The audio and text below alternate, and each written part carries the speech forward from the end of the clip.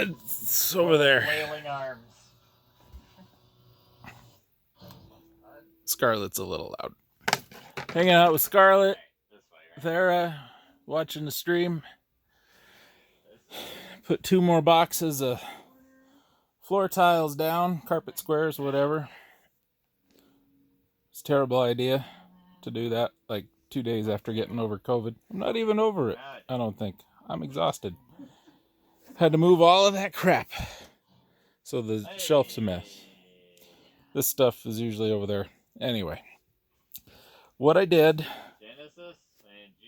is I pulled all of this out and I did all the way up to under the thing. So I've got 2 full rows there. I guess I'll stand up. So I need 2 here, 3, 4, 5, 6, 7, 8, 9, 10, 11, 12, 13, 14, 15, 16, 17. And then I need enough to go. There's going to be just a little strip along this wall, but I think what I cut off from over here, from over here might fit it. These showed up 1 each in my boxes, and I can't use these. These have this felt kind of fake pad on the back, and it makes them about 1/4 of an inch taller, so I can't use them, which sucks. I'm going to save them, and when I do the wall, I'll do this wall in the carpet squares, just for a little sound reduction. It works fine. I've got some in the house that I'm going to bring out when I'm ready, so yeah. So I'm just cleaning up. I had to move the drums. I pulled out the AstroTurf. It's out there. Moved the rug from there to over here, so the drum set's just kind of shoved back up there because I'm gonna have to move it again anyway. Do I need the shotgun anymore? This is new. Bought me a new guitar with the end of year gig money. Haven't played it plugged in yet, but unplugged it sounds pretty nice. So I'm just gonna finish cleaning up. It's 8 o'clock. I haven't had dinner yet. Lunch was 8 hours ago. I'm a little hungry. So just thought I'd give you an update, man. The whole thing, end to end, our tiles were this much too big. That much. About an inch. So it's all right. We're good. Feeling good about it. I just got this new keyboard from Red Dragon, and it's taking some getting used to. I don't love, because my hand wants to go there instead of there. It wants to go there, and I know the little nub on the F key, but you know, that's just where my hand wants to go. But I was doing some work, and I noticed I have a problem, and the eagle-eyed among you, while you may be eagle-eyed, may not know this. This is my old keyboard. You can see the problem right there, right there, right there. I'm going to show you. I'm going to push this key. Should be the equal sign, right?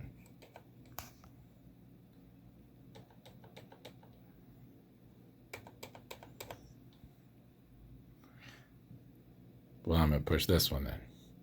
Should be the hyphen, right? We'll do it. Enter for line break. So now we'll do this one.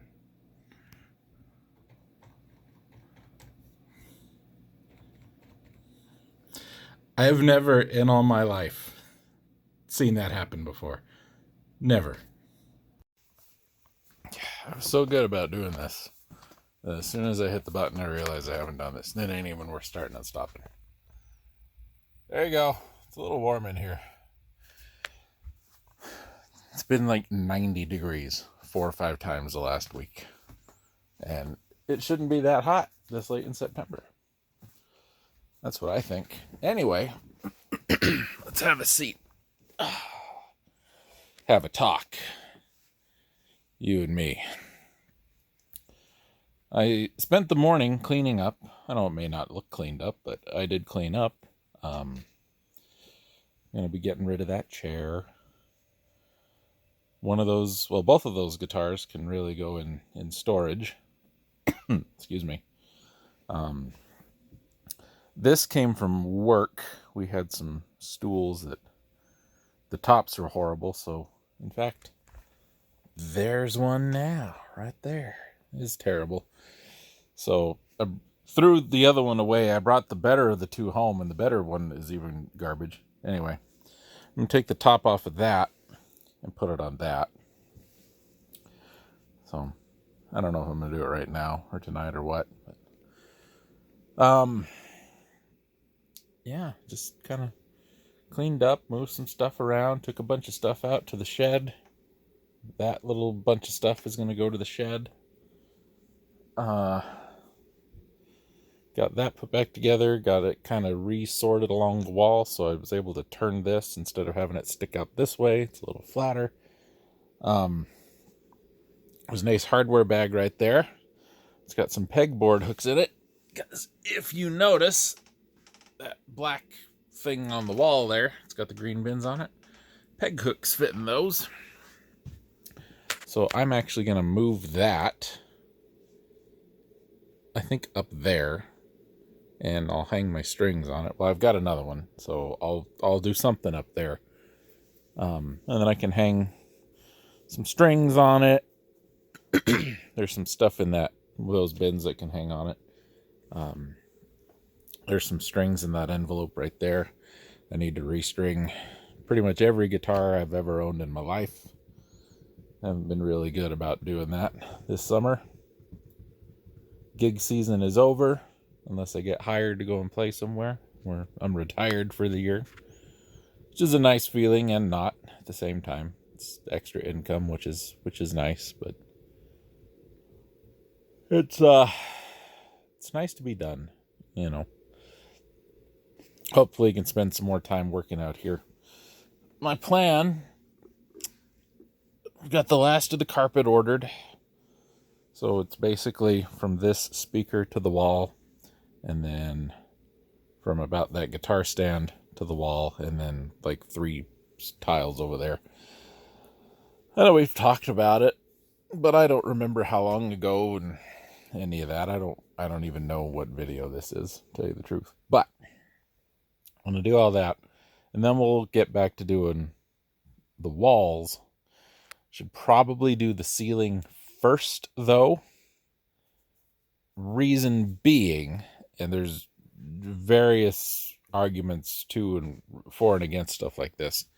If you do the wall first, then you go to do your ceiling, you can put your ceiling on top, and it can kind of, help buoy, hold up one part of your wall there, or your ceiling, because the wall will come up and it'll sit on top.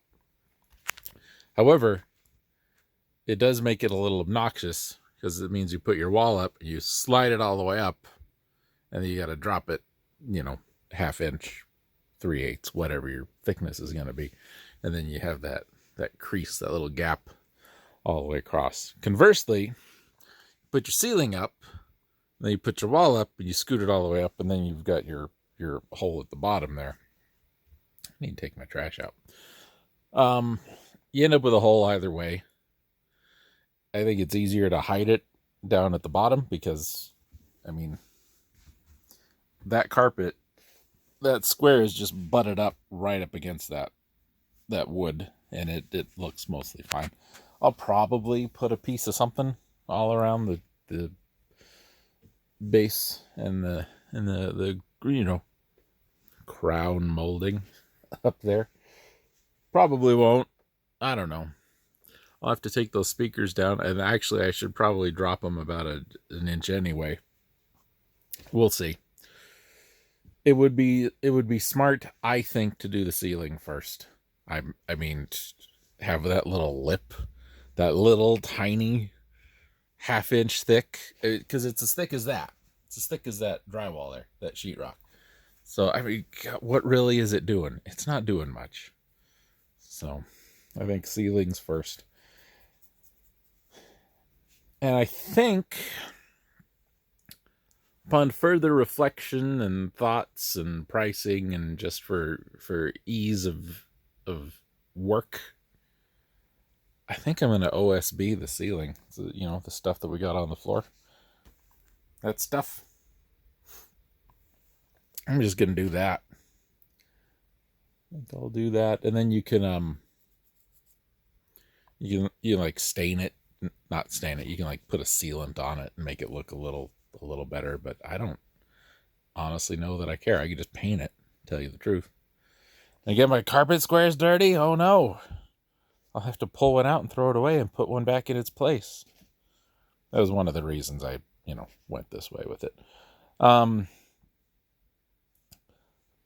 Speaking of, after this, there's a little bit in front of that door and a little bit in front of that door that we'll need done. And I'm hoping I should have, assuming I don't get any more with that foam on the back, the felt, I mean, I should have one or two that I can, you know, cut and do to patch little places like that. That's the hope anyway. We'll see how it happens. We'll see what happens, if anything happens. Maybe nothing happens. Maybe nothing happens at all. Then we'll do the bathroom, floors, walls. We'll get back into that. I got thinking, like, I should have done, you know, ran my wire and did all that for a light in the bathroom. What a pain in the neck that's going to be. But I also, it dawned on me the other day, there's an access above the building, right up above this window. So I put a new cover on it. So I just unscrew that, and I can just go in right across the top, drop a wire down over there, install it, you know, run it, and just go right in. It'll be fine. I've got a fan, a light with a fan built into it, one of those kind of things. That would be really nice, but how am I going to... Oh, well, I guess, yeah. I just vent it out the side that way, or out the front that way. Because it's all wood. That might work. That may be a spring project, if we ever get to fall and winter, because it hadn't happened yet.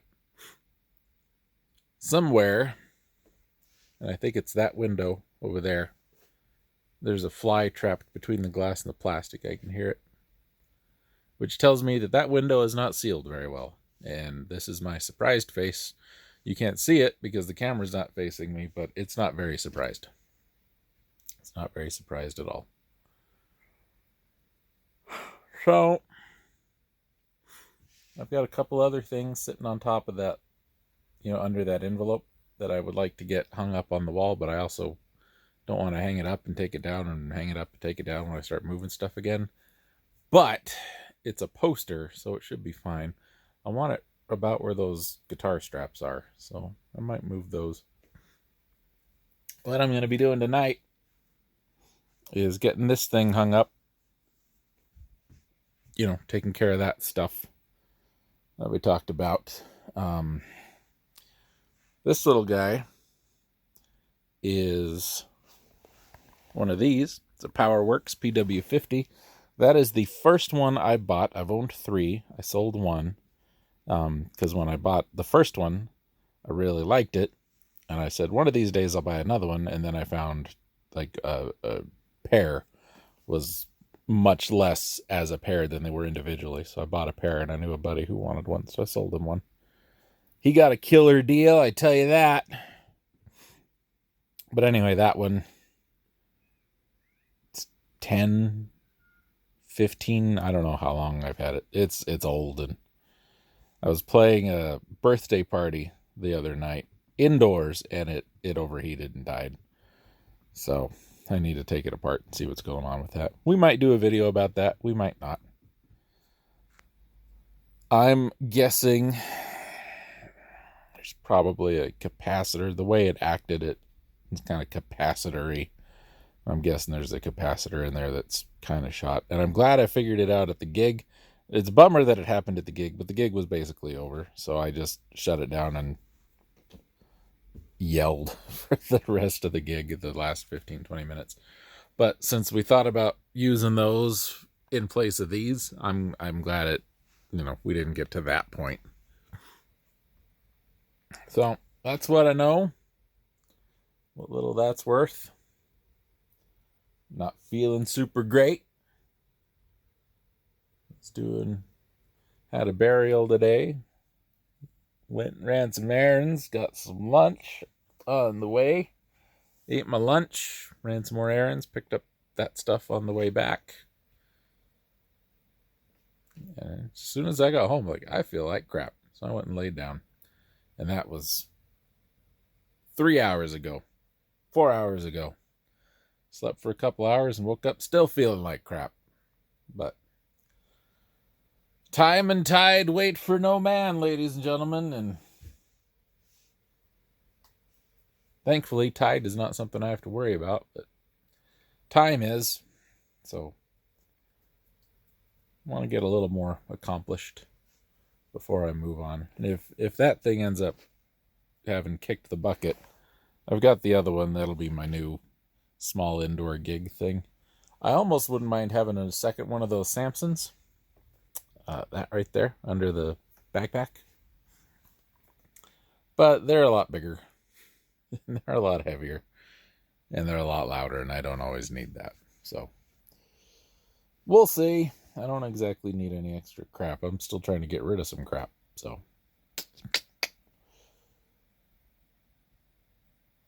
any dang way. Look, I was walking over first. How about that? And we got a train. And that fly's still stuck in that window. And this is fixed. I thought about putting a cushion on it, but this hasn't had a cushion on it for years. And it's not really uncomfortable. So I don't know if that's something I'll do or not.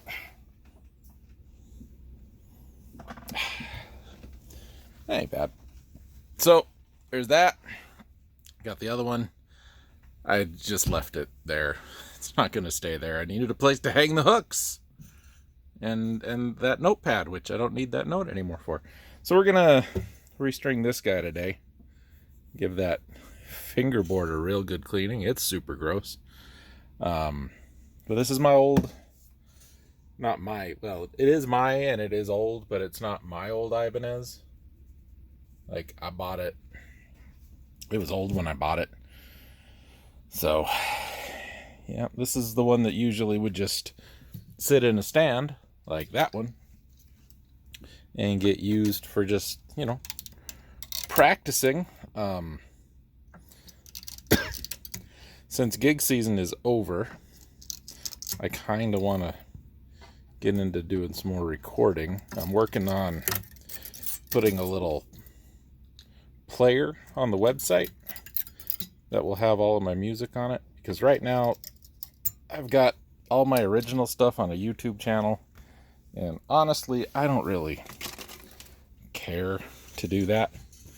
So yeah, that's the plan. I'm gonna get this guy restrung,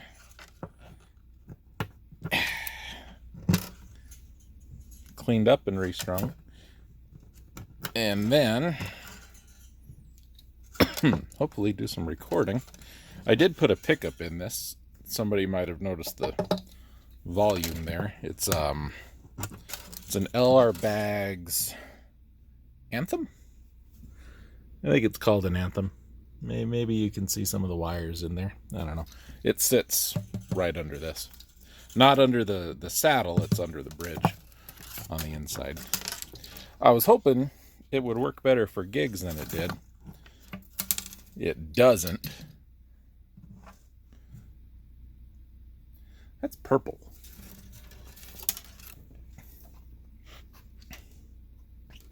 No wonder these strings sounded funny. They're not DRs. Those are clear tones. Not to be confused with Diodario, which also uses a colored ball end, but the Diodario colors don't match these. Their colors are different.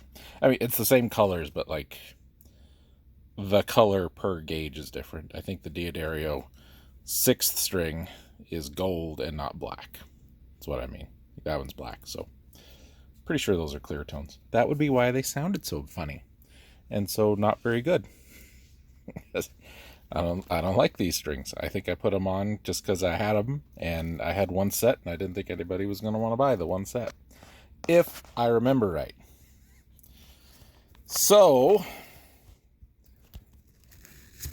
sorry, that's awful. I apologize. I was trying to wrap the strings so they don't make a mess. So, once upon a time, there was some talk about getting a thing set up here so I could film the workbench. And I kind of have a thing that might work. It's this little guy right here. This clamps onto a something, and then the phone goes in here. So I would just need a something that this could clamp onto, kind of like that. However, it would need to stick out far enough to really be centered. Probably like right there. The problem is it's so high up I can't see it, but also the air conditioner's right there, so it's probably going to be noisy.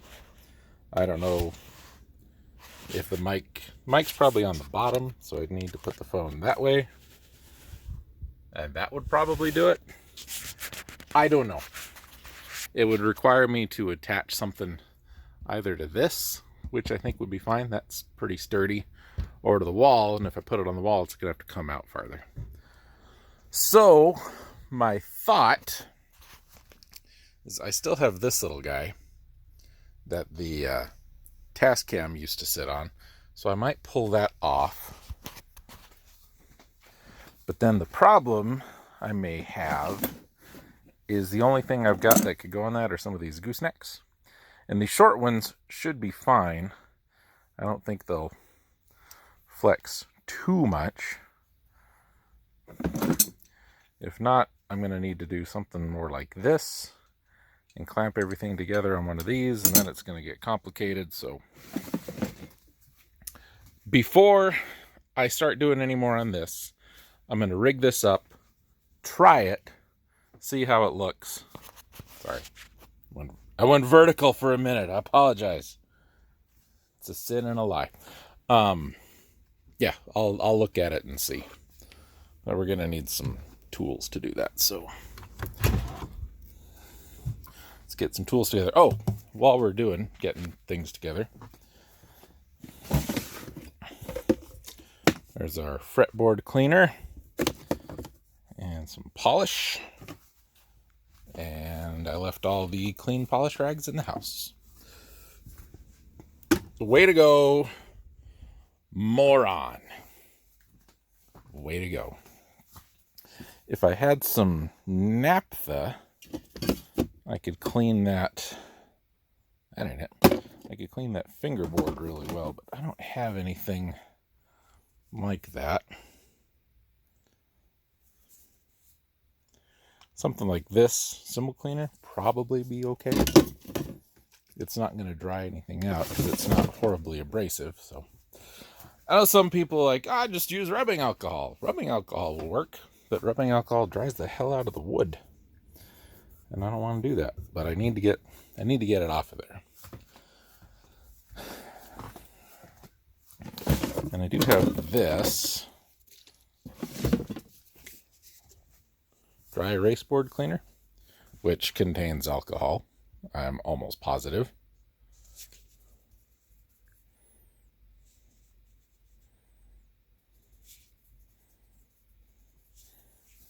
Yeah, I don't know. We'll see. First things first, though. Camera. Get it mounted.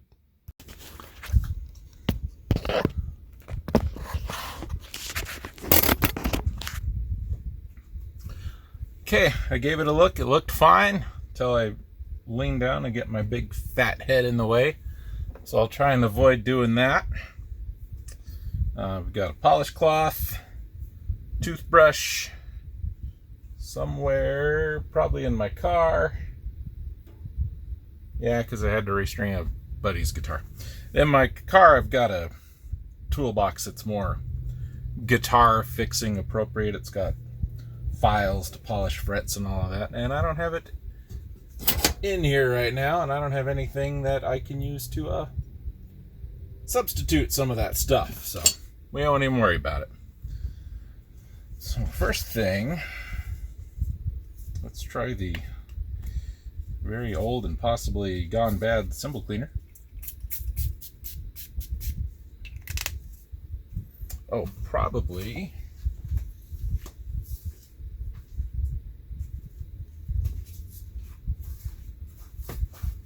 paper towels might not be a bad idea. Full disclosure, I had to move 2 of these. They were right here. So, not terrible, but not, wasn't ideal to have them in the shot. Unless you like looking at banana plugs and RCA adapters, then hey, more power to you.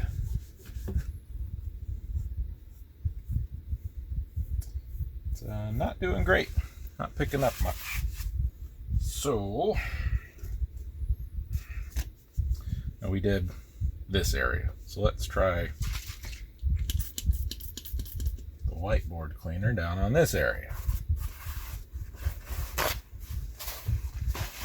Smell that alcohol. As long as it doesn't dry it out, and I don't think this would, because it's probably got conditioners and stuff in it to keep the boards in decent shape.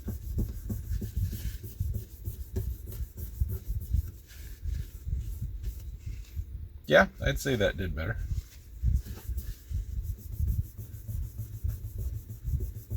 I need some steel wool. Steel wool and naphtha would be great. You'd think as often as I go to the hardware store, I'd remember to pick some up. But do I? No. No, I do not. Okay. So we're not going to use that, and it's getting crusty right there, so I think it's past its prime.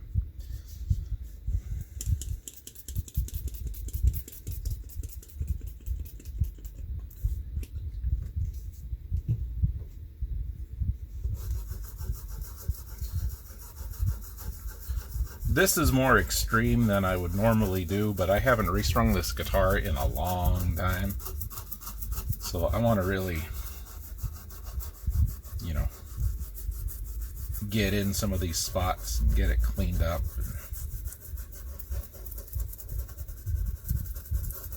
I like this guitar.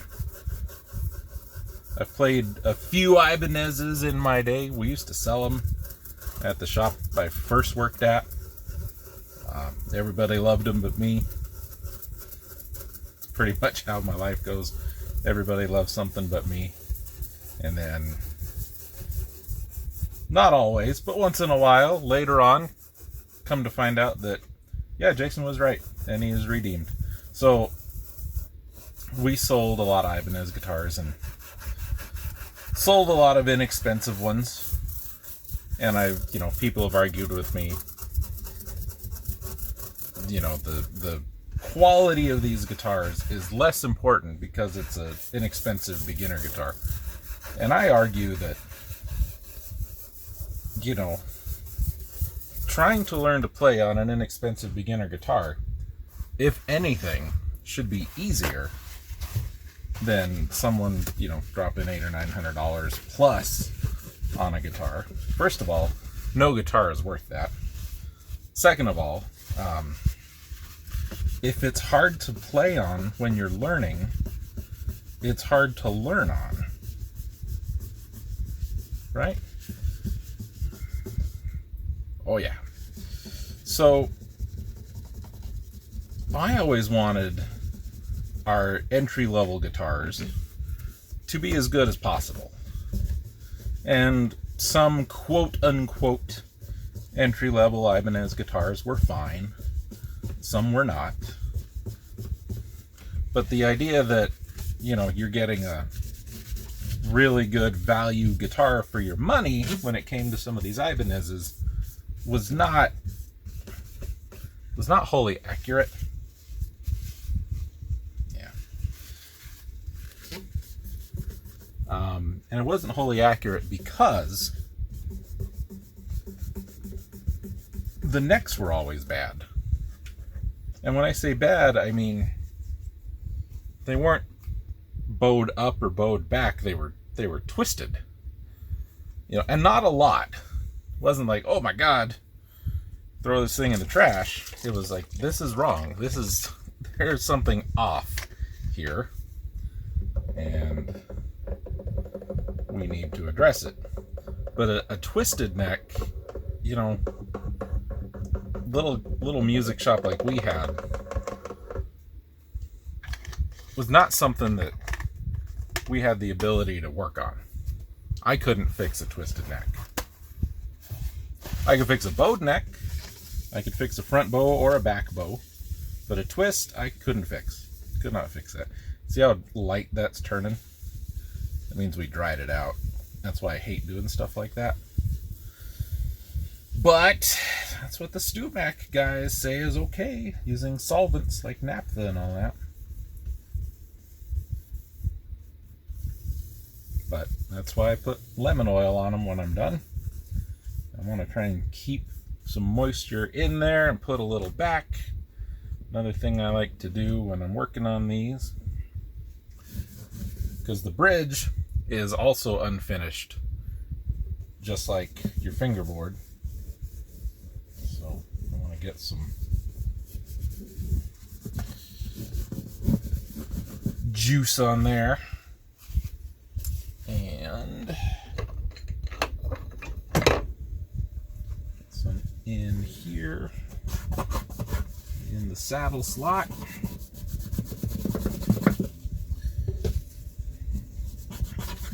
I do this, I clean the bridge and I treat it. When I play, and if I'm doing any palm muting, my hand's resting right there. And strumming, you're hitting it from time to time, and it gets dirty and it gets gross. So we take care of that too. The other thing is,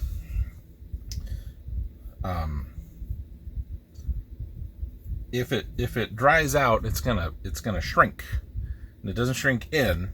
You know what I mean? It shrinks every direction. It pulls into itself, and it can make your saddle slot loose.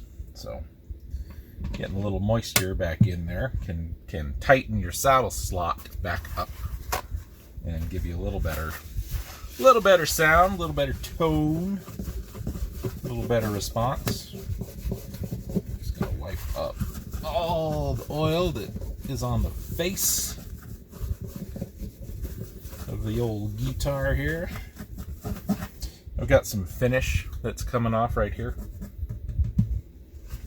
I don't know if that's from strumming. It's not real bad. I don't even know if you guys can see it. But from about here to here, and about as wide as my thumb, from the pick guard to right about there, I've got some wear marks. And I should eventually buy something and fill those in. Probably, I mean, I don't care how this guitar looks. I don't want it to look like garbage, but, you know, if it looks a little funny, I'm not too worried about it. I think some spar varnish would work in there really well. I need to get like something really runny and a syringe and get in there and just inject it into this gap so it doesn't bleed all over the place. But that's neither here nor there. So I can see around the edge here and these frets and here, here, here, and here, a lot of that oil's already been sucked up because it's thirsty. It's thirsty, man. So I'm gonna let it sit for 10 or 15 minutes. It's probably more than it needs, but I'm gonna let it sit for a while.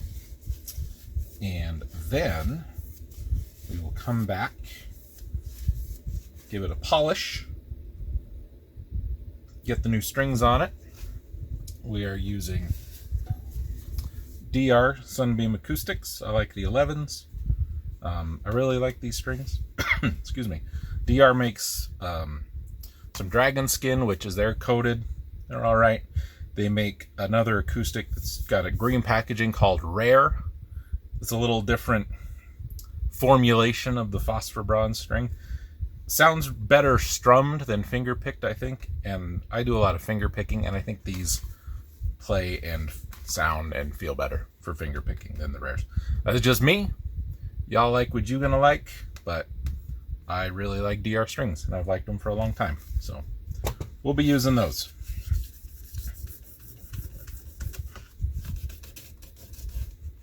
You don't have to get the oil off the finish. It's not going to hurt it, but it just makes polishing easier. Okay. Be back with you when this has done its thing.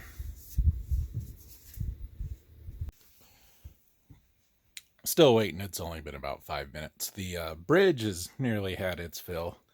Fingerboard's got a little more to go. Not a whole lot.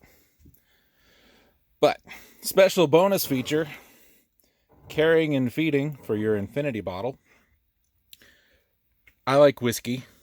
I like scotch. This is scotch. This is scotch. This is mostly scotch. I know it says Talisker. It's not Talisker. There's some Talisker in here, because in the house I have an infinity bottle. And this is from the infinity bottle in the house. But I have these two bottles that are a little low. The Lafroig's not terribly low. But I'm going to... I wasn't a big fan of this Highland Park. I used it a lot for rusty nails. It was really good for a rusty nail, but I don't do cocktails a whole lot. That's hardly a cocktail. Look it up. But what an infinity bottle is, it's a bottle. And every time you get a new bottle of whiskey, or at least every time I get a new bottle, I pour a little bit into the infinity bottle.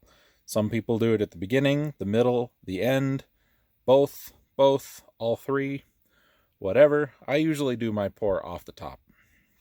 And then if there's like half a pour left at the bottom. Now, like I said, I'm not really a fan of this Highland Park. I think it's fine. I don't love it. So I'm not going to feel too bad about pouring it into the infinity bottle here.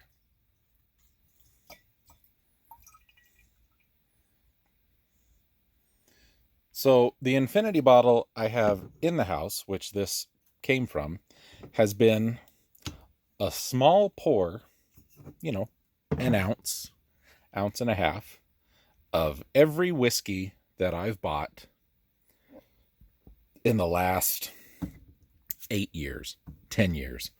I don't know for sure how long I've been doing that. So some of them I buy more often, like Lafroig. I really enjoy Lafroig. So there's a lot of Lafroig in it. That's whatever Highland Park came out of this bottle. That's all a Highland Park that's in there. There's some Haypenny in there. There's 2 or 3 different kinds of Bushmills. There's another kind of Lafroig in there. There's some Ardbeg in there. There's some Oban in there. There's some Macallans. There's some Glenlivet in there, I think. There's some Black Label in there. There's a little bit of everything in there. You know what? It's 4 o'clock on a Sunday. I've been good this week. So we will toast off to the Lafroig here. But that's an infinity bottle. Now, there's going to be a lot of people who are like, oh, doesn't that make your whiskey really gross? You never really know, honestly. And some people, they track, like, this date, put this much of this in, and, positive or minus change. I don't do that. This, to me, makes more sense than saving a thumb's width in the bottom of a bottle, just sitting with all that air on top of it, changing the flavor. This makes more sense to me to do something like that. So, we've topped up this a little bit, and I have my Lafroig here.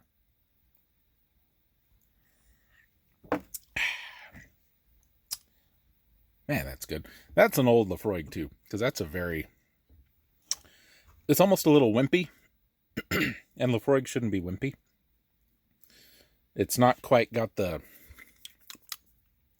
To me, I get like beef jerky, that kind of smoke out of this. And I like it. I like it a lot, but I don't know. This is an old bottle. I probably bought this first of the year, or if not around Christmas time. This probably came out about the same time. I've got a lot of whiskey right now, more than I've probably ever had. So I've been trying different things as I go. So that was a little wimpy. I'm glad it ended up in here. I'm glad it's, I'm going to finish it. But it's going to mix and mingle and do whatever it's going to do with these.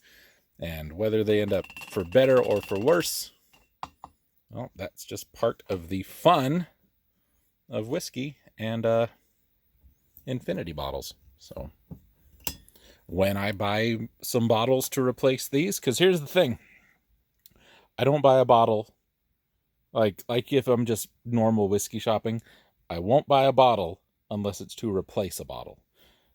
Maybe once or twice a year I'll go out and I'll buy something new just to add to the collection, but I don't buy a bottle unless I'm replacing the bottle. So, and we joke about your old pal Jason and his alcohol habits. But, 9-10 months to finish that, 9-10 months to finish that. I have that much at a time. I've got some Glencairns. I could bring those out here, but I don't really want to. That's not really how we're set up yet. Someday, sure, when I get I'll bring the turntable out and all my vinyls, and I'll bring my pipe out here, and we'll just, have tobacco tins on the wall, and it'll, just total old man cardigan leather patches on your elbows kind of thing. I mean, that no one's going to see that and think, oh, that Jason, that's going to be oh yeah, well, obviously he would do that.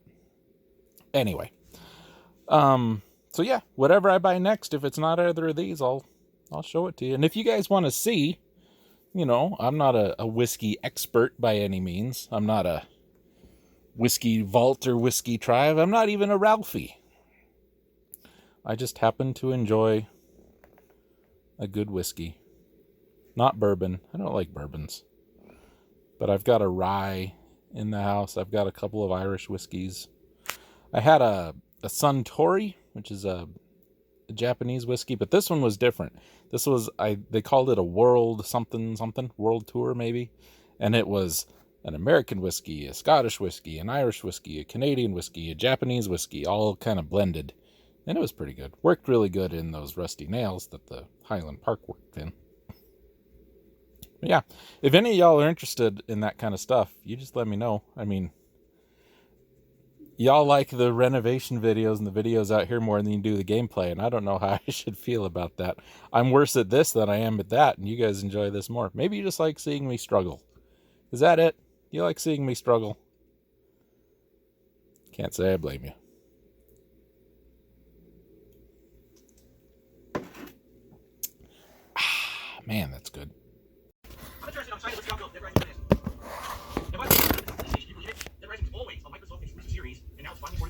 Okay, it's been a minute. We're mostly all soaked up. Playing this on PlayStation, do you believe it? Dead Rising was always a Microsoft exclusive series, and now it's finally ported to the PlayStation console. That's pretty Listening wild. to Phil be wrong about Dead Rising. Dead Rising? Sandbase. Dead Rising, yeah.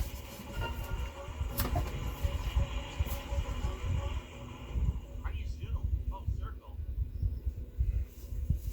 Dead Rising. It's a guy trying to survive with the zombies are attacking on top of the car. I don't know. I just like watching him be bad at video games. Does that make me a bad person? Probably. Do I care? Not really. Here's the thing about our buddy Phil, right? He once said in a video that he thinks he is probably one of the greatest overall gamers in the country. Now, I think if you were to ask him about that, he would probably say, oh, I was joking, I didn't mean it. I was, in character, whatever. He'd say something along those lines. And, okay, I'll give you that. We'll pretend, right? That's okay. That's what he's doing. But the thing for me is, even if that was hyperbole, a joke, satirical, whatever. When he plays games, it very much doesn't sound like that. He talks like, I am frame perfect. You know, I did this exactly the same way last time and it didn't work that way. The game's screwing up. It's not me. It's the net code, online lag, whatever, you know. Anything and everything. And we all get frustrated playing games sometimes, I think. I know I do. If you play games, I'm sure you do too once in a while. But you and I don't say, you know, I'm frame perfect every time and the game's screwing up or whatever.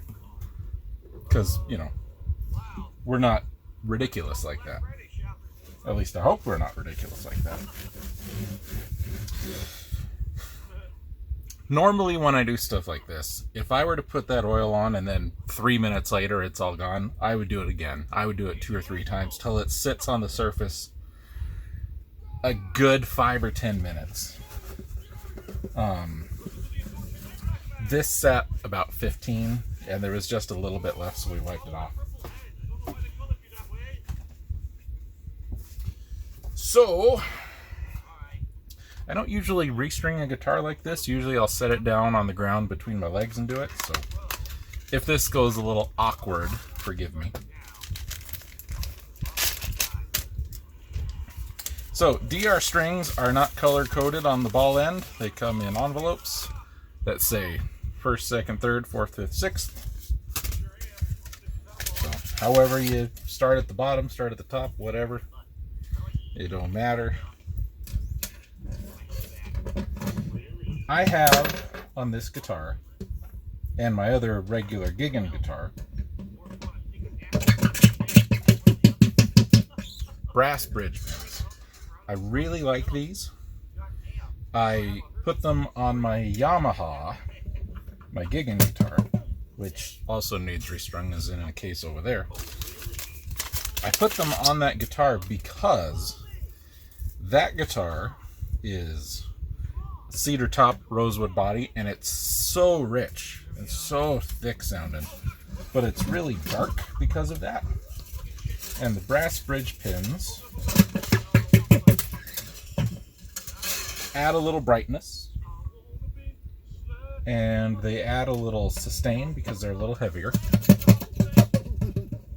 The problem with brass bridge pins, I'm probably going to get this wrong, but with a plastic bridge pin, this tip down here is beveled. So when it's in the guitar and the ball end of the string sits here, it wants to roll off. These are flat. So that's why I'm like tugging on it like that.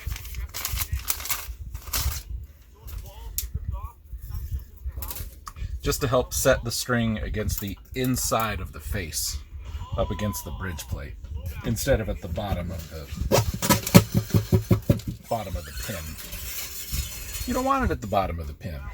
It's not going to sound as good. It's not going to resonate as well. It's not going to stay in tune as well. So be wary of that stuff. One thing when I used to teach guitar that I would have to answer for my students fairly consistently is, how do you know how much slack to leave? Because you don't want to pull it tight. You're going to get nothing for winds up here around the tuning peg. So what has always worked for me, and everybody does this different, I'm going to thread the string in all the way, pull it tight.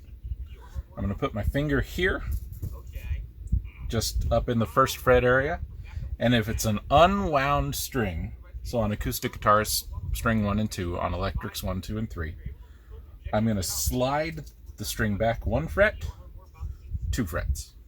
So I've slid it back that far, that 3 inches or so. Okay? Push down, tighten it. When you get about 3/4 of a wind, you can let go. Keep some tension on the back side and keep pushing down up here past the nut. And if it helps, bend that slack up at about 90 degrees. You don't need to tie any knots. You don't need to double loop it through the hole in the machine. You just want to do this. Doing this is going to keep enough winds underneath the hole where the string feeds through on the tuning machine that it'll compress on itself and lock itself into position. Let me see if I can show you what I'm talking about here. Probably can't, so bear with me. Here's a tuning machine, and there's a hole in it right there. You can probably see it. What I'm talking about doing is you feed the string through the hole, and you want enough winds at the bottom of that hole that as you tighten it, it pushes up against itself. You know what I mean? When we're done, I'll get you a better shot. Basically, you don't need to double it. You don't need to tie a knot and, get enough on the machine head that underneath it there's enough winds to crimp it against where it's feeding through. Then you don't have to do any of that other nonsense. I've been doing my strings like this for years. I've never had any problem with strings slipping. I've never had any problem with strings coming out of tune. Last minute they don't break. It's fine. So that's way too low. That's pretty close. And now, some people don't clip their ends. Some people roll them and loop them because they swear that's going to keep them from breaking. Anything that happens past that point on the machine, from like a 1/4 inch out, 1/8 of an inch out, has nothing to do with the rest of the string. This is dead. This is dead. This is gone. You cut it off. Like gangrene. So I've left about a 1/4 inch, maybe. And I use these. These are made by Planet Waves. It's about the best thing Planet Waves has ever made. They come in a bunch of different designs. But what I do is I put it on the string and I scoot it up to where it's right up against the side of the tuning machine. And then I snip it. And that always leaves enough at the end that it's not going to come loose. Okay? Okay. So, second string, same as the first.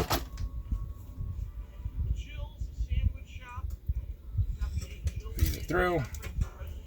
Scoot it back 2 frets-ish. Press down behind the nut. Pull up closer to the bridge. Tighten. See, that one wasn't sitting where it needed to. So I'll push this back in. Couple of tugs. Good. Now I go back to winding. And as long as we're pushing down, the winds around the tuning machine will all be on one side. And they'll all hold the string in place. Now, sometimes I have seen people do one over the top and the rest underneath. That's fine. That's not going to hurt anything. I don't know how much it helps on a steel string guitar, whether it be acoustic or electric.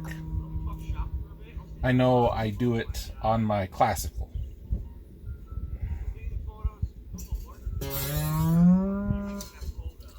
It does help with slipping on the classical.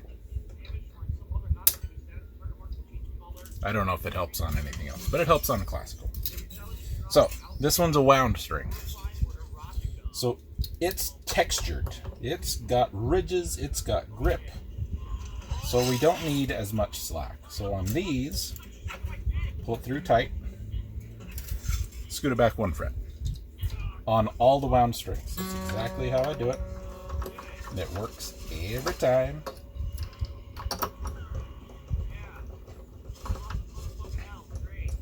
I know there's a million ways to do this. I think as long as your strings stay in tune, don't break,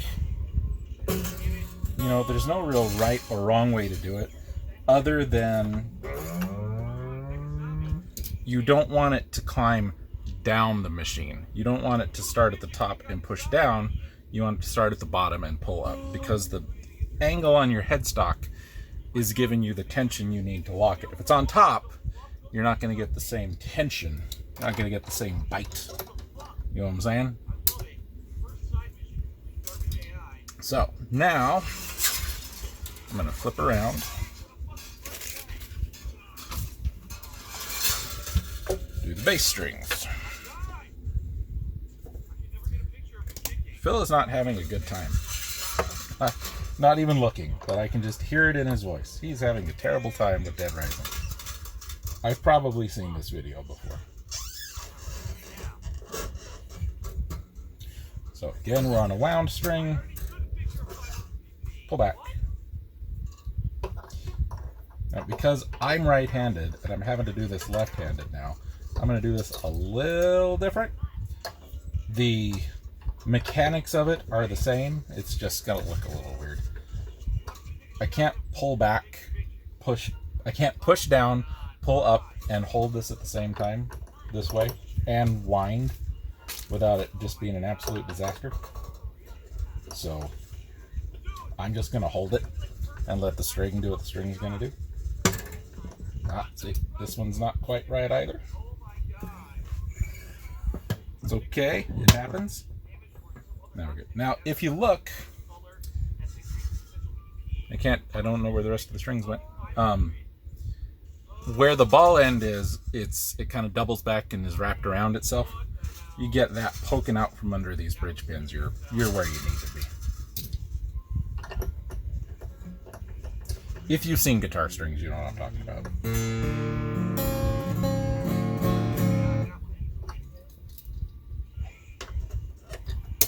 Clip. Some people will say, well, you got to make sure it's up to pitch before you clip it.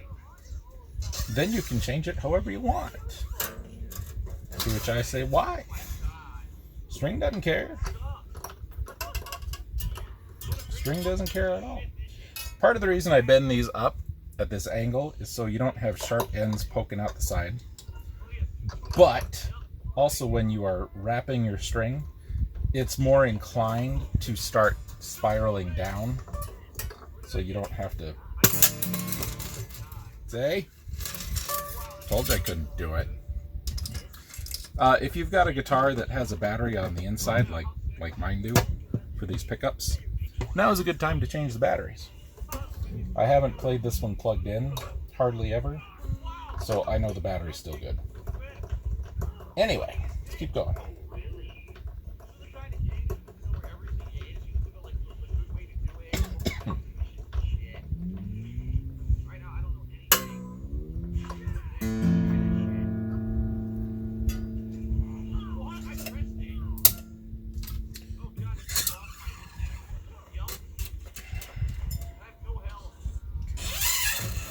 Last string. This one I can push down on. I still can't really tug up on it while I'm pushing.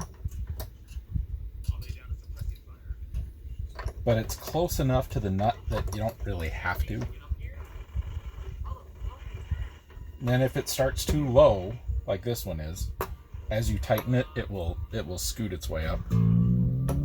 Because these machines, good machines, aren't a straight shaft. They've got a little like hourglass shape to them, so it wants to sit in the middle.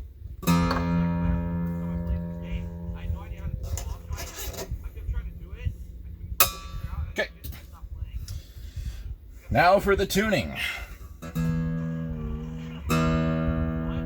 I keep my guitars tuned down a full step. That's pretty close.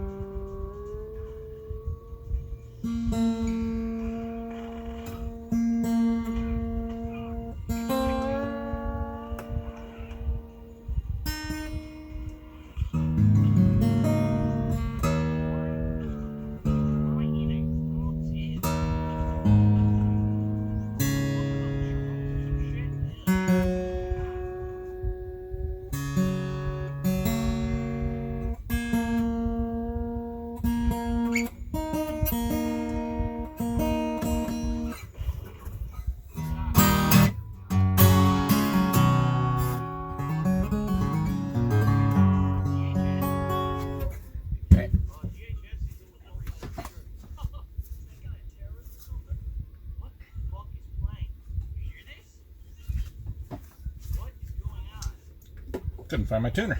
See how close I was. I've got to get a piece of something on top of this. Okay, I was a little sharp.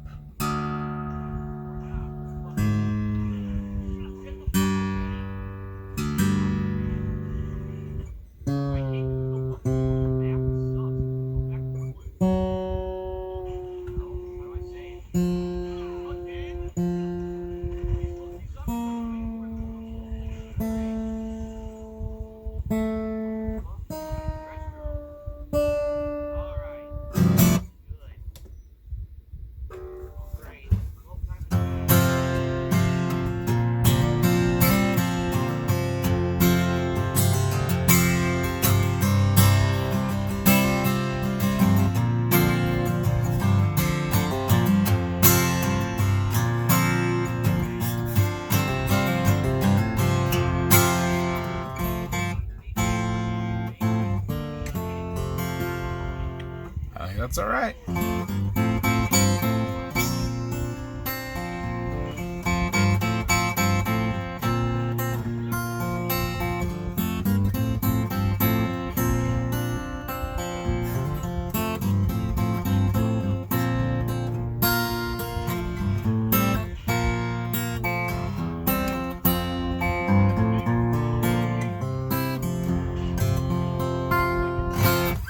Okay. I can be happy with that. Let's put that right there. From now on, that's a good spot for it. Well, everybody, thanks for joining me. That's all I got for you. It's more than I planned on giving you. Hope you're fine with it. I'm gonna sit down and maybe record something, see how we feel.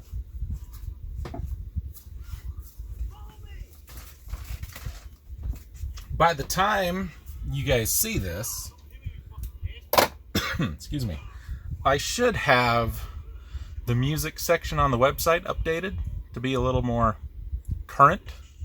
So if y'all want to check out anything, some of it recorded with this very guitar, go to jasonsgroovemachine.com, click the music button. Thank y'all.